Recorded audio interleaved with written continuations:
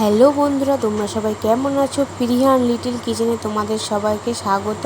তো চলো, আজকে হলো রাধা অষ্টমী। তো তোমাদের সকলকে রাধা অষ্টমীর অনেক অনেক শুভেচ্ছা। তোমরা খুব ভালো থাকো আর সুস্থ থাকো। আজকে রাধা অষ্টমীতে আমি আমার গোপালের কী কী ভোগ রান্না করবো সেটাই তোমাদের সাথে শেয়ার করবো। তো তোমরা চলো তাহলে দেখতে থাকো। তো তোমরা তো দেখলে সমস্ত কিছু গুছিয়ে নিয়ে আজকে গোপালের ভোগ রান্না করবো। সবার প্রথমে দুধ বসিয়ে দিয়েছি, করব তালের ক্ষীর।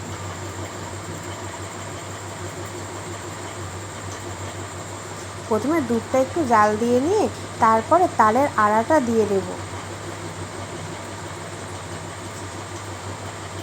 তো তোমরা তো আগের দিন দেখেছিলে জন্মাষ্টমীতে কিভাবে তালের ক্ষীর করেছিলাম, আমি সেইভাবেই করলাম। আর এইদিকে তালের বড়া আর তালের তেলের জন্য গোলাটা ভালোভাবে করে নিচ্ছে। তো দেখো মাখা হয়ে গেছে, আর এইদিকে আমার তালের ক্ষীরটাও হয়ে গেছে। এবার তালের বড়াটা করে নেব।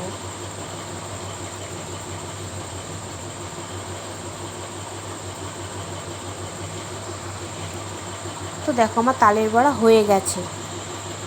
এবার তালের তেলের পিঠেটা করে নেব। তালের তেলের পিঠেটাও আমার হয়ে গেছে। এবার আমি এদিকে গোপালের একটু স্নান করাতে আসলাম। তো আগের দিন তো দেখেছিলে কী কী দিয়ে স্নান করেছিলাম, আজকেও ঠিক একইভাবে স্নান করালাম।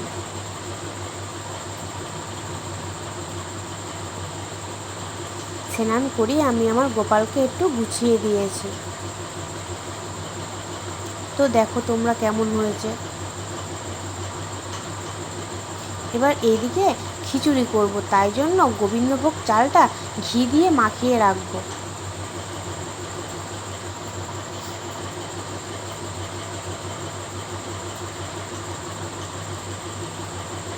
ভালোভাবে মাখাতে হবে।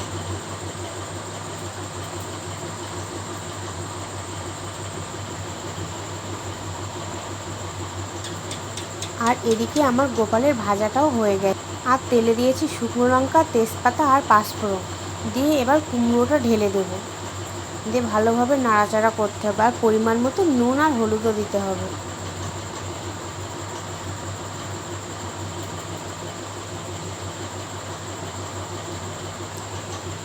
তো দেখো আমার কুমড়ো আর আলু সেদ্ধ হয়ে গেছে। এবার একটু ঘি দিয়ে দেব।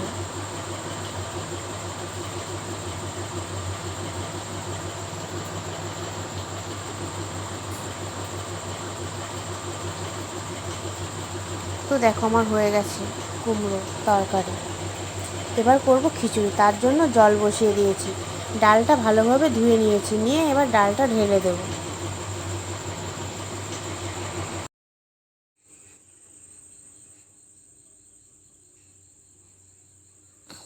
পরিমাণ মতো নুনটা দিয়ে দেব। ডালটা কিছুটা সেদ্ধ হয়ে গেছে, এবার আলুগুলো দিয়ে দেবো আর লঙ্কাগুলো দিয়ে দেব, আর এই চালটা দিয়ে দেব।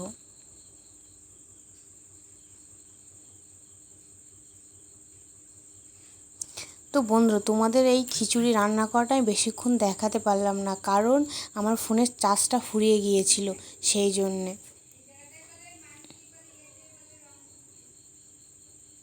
কারণ খুব সকালে উঠে আমি গোপালের ভোগ রান্না করছিলাম, তো সেই জন্যে ফোনের চার্জটা দেওয়া হয়নি। যাই হোক, আমার খিচুড়িটা হয়ে গেছে। তারপরে কি কি করেছি তোমাদেরকে আর একবার দেখিয়ে দিলাম।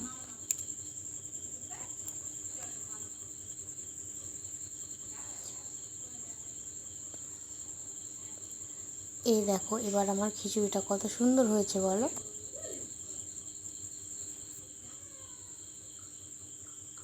গোপালের প্রসাদ মানে সব কিছুই সুন্দর। তো দেখো আমার গোপালের নিবেদন করা হয়ে গেছে।